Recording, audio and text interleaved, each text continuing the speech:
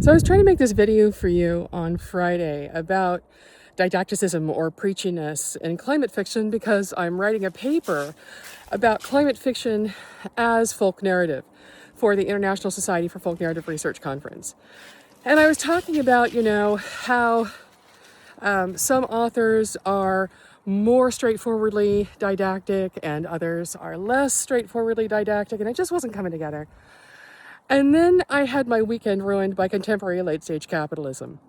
And I don't want to talk about how exactly contemporary late-stage capitalism ruined my weekend. But this morning, as I was fixing the problem, after I fixed the problem, I stopped at the Cape Breton food co-op to pick up a loaf of locally made bread and a pie, because once you've had your weekend ruined by contemporary late-stage capitalism, sometimes you really just need a blueberry pie. And we ended up having this beautiful conversation about local food and about human connection and about maybe starting a local, potluck. And I mean, we must have talked for half an hour. And then she gave me a great big hug and we promised to keep in touch. And it was just lovely. And then, I had told her that I've had my weekend ruined by contemporary late stage capitalism. And that's how the conversation started, right? And it made me think about didacticism in climate fiction.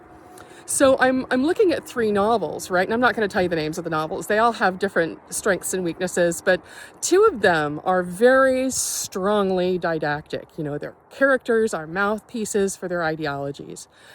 And the 3rd one is more subtle, it's more restrained. The climate crisis is a backdrop.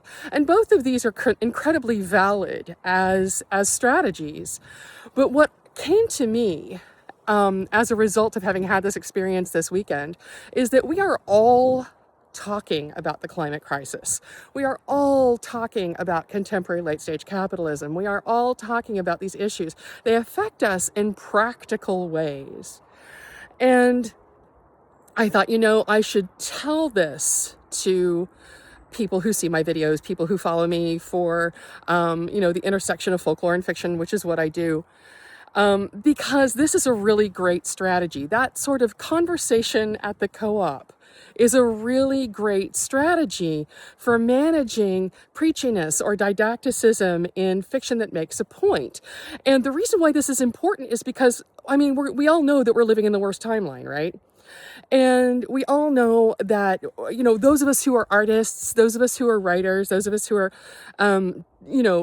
speaking our truths with words or with paints or with music, we all want to comment on this. If you have a soul, you want to comment on this, right? But I know that it can be really hard to do without making your listener or your reader, your viewer, feel like they're being talked at. And so I'd like to offer you this strategy, this sort of, we're all talking about this, we're all talking about it at the co-op, we're all talking about it at the hardware store strategy. So, maybe your characters aren't necessarily mouthpieces for your ideology, but maybe they have encounters with the landscape that have an impact upon them that they then share with others and negotiate with others and make sense of with others. I'm going to deliver this paper in June at the International Society for Folk Narrative Research in Reykjavik. And then in July, I think I will probably make it freely available to everybody. And you can get the whole gist of what I'm talking about. But meanwhile, I wish you healing conversations with other humans about the dark places in the world. Keep storytelling, and I'll talk to you next time.